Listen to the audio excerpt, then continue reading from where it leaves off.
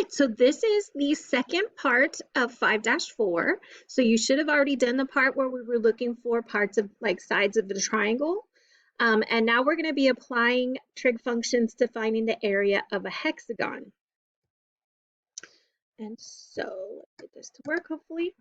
So we need to go through some definitions. So an inscribed polygon, these should have been things that you learned in geometry, but I know that was a long time ago.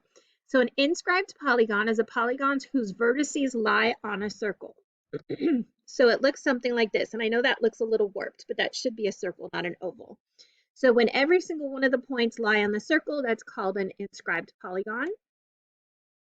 And then this word regular polygon is a polygon with all sides congruent and all angles congruent. So even though it says regular, it really should be like special polygon. All right. And then the apothem, or I think Mr. Hutchins calls it the apothem, but the apothem of a regular inscribed polygon is the segment that joins the center of a circle to the midpoint of a side of the polygon. So you notice there's two segments here. One is taking the center and connecting it to a point on the circle, so that would be a radius.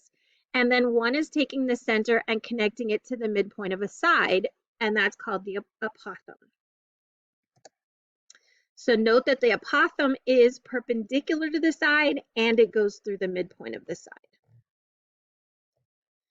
All right, and so then if we connect all the diagonals, connecting all those opposite sides, what ends up happening is we've got these 6 isosceles triangles.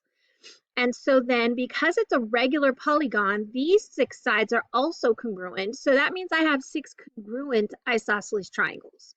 So what I want to start doing is figuring out what are some measures of angles so that I can use trigonometry again to find the area of this polygon. So if we think about this in terms of on a quadrant, do you see that if I go 1 full revolution, I get 360 degrees? And there are, lost my mouse here, 1, 2, 3, 4, 5, 6 angles in that revolution. So if I do 360 divided by 6, that means I have 6 60-degree angles in that middle part. And since I have an isosceles triangle, that means that the base angles down here are congruent, because if 2 sides of a triangle are congruent, then the angles opposite them are congruent. So I'm going to call those x, and I can call each of them x because they're the same measure. So knowing that the sum of the angles of a triangle is 180 degrees, we can say that x plus 60, or 2x plus 60 is equal to 180. So if I subtract 60 from both sides, that makes 2x equal to 120, and that makes x equal to 60. So not only do we have 6 congruent isosceles triangles, we actually have 6 congruent equilateral triangles, because if all the angles are congruent, then all the sides are also congruent. So that means that there's 6 equilateral triangles, and that means that when I drop the apothem from the center perpendicular to the side, I create 2 30, 60, 90 triangles. So if I pull one of these triangles out, that means that this segment here is going to be splitting this angle in half, making each of these angles 30. So this is 30, this is 60, this is 90, and A stands for my apothem. So think of the apothem as the height of one triangle inside the hexagon. All right, so in this picture, I have an inscribed hexagon inside of a circle, and the direction says the diameter of the circle is 16 inches. So that means if I go from corner to corner, that is going to be 16 inches. But if I go from this corner to this corner, do you see that that helps me find the center of my circle and therefore the center of my hexagon? And if the whole thing is 16 inches, then that means that each radius is going to be 8 inches. So that means I have an 8 by 8 by 8 equilateral triangle right there. And so that means this is 30. And then if I go perpendicular to the side, I want the height of this triangle, and that's called the apothem. And what the apothem just did is split this 60 angle into a 30, 60, 90 triangle, or technically 2 of them, right? So what we want to be able to do is use this triangle with the apothem as one side. I've got 30 and 60, and then, whoops, that's a 60. and then a side of 8, and I want to be able to find the length of the apothem. Now, 30, 60, 90, that's something I can find exact instead of rounded. And notice this did not ask me to round. So if I do my tic-tac-toe, that's a 6. That's going to be t root 3, and 2t. And so here I've got opposite the 90 is 8. So that means that I've got this equation of 2t is equal to 8. So if I divide both sides by 2, that means that t is equal to 4. So opposite the 30 has a length of 4, and opposite the 60 has a length of 4 root 3. And so what that means is this side is 4, and this side is 4 root 3. So my apothem has a length of 4 root 3, or if it asked for the rounded answer, I could do 4 times the square root of 3 in my calculator, and I get approximately 6.9. But we're going to stick with this value to make sure that we have the best possible value in order to start talking about the area of a hexagon. Okay, so to find the area of a triangle, we're going to do 1/2 the length of the base times the height, right? So notice in this triangle right here, the length of the base is +8, and the length of the height is really the apothem, and that was 4 root 3. So if I do 1/2 of 8, I get 4, and then 4 times 4 makes 16. So that means the area of one of these triangles is 16 root 3. But remember, and if this obviously isn't drawn to scale because it looks a little more ovular than circular, but remember we have 6 of these equilateral triangles in here. So when I go to do the hexagon,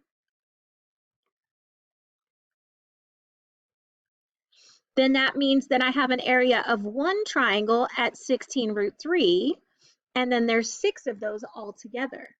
And so if I wanted the exact answer, I would do 16 times 6, which gives me 96 root 3, and that was inches squared. Or I can say times the square root of 3, and I get 166.3 inches squared.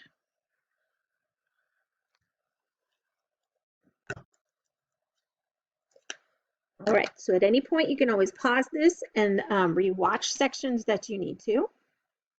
But if we move forward, I want you to go ahead and figure out what would be the length of the radius here, and then see if you can head forward and find the length of the apothem.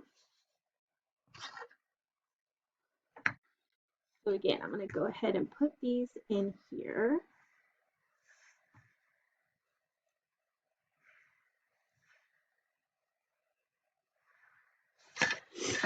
All right, so we're going to be focused on this triangle right here.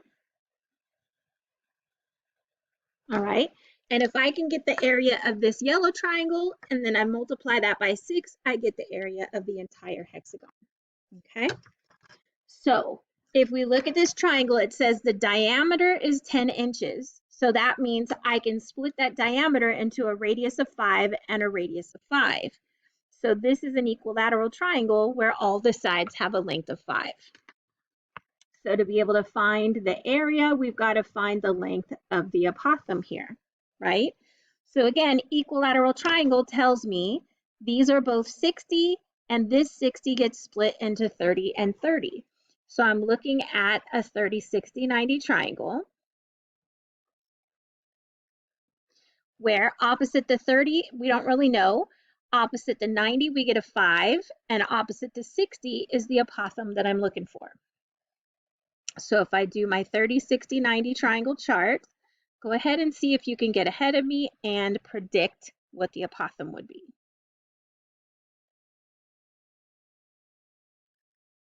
So opposite the 90 is 5, and that gives me my equation. And so if 2t is equal to 5, then that makes t equal to 5/2, or you could call it 2.5, either way you want to go. So that means here t is 2.5, and then we get 2.5 root 3, or you could call it 5 root 3 over 2. Okay, both of those work. So that means the adipothem has a length of 2.5 root 3. And notice I didn't plug in the root 3 yet because I want the closest area as possible and not rounded off of a rounded answer. So then for the area of a triangle,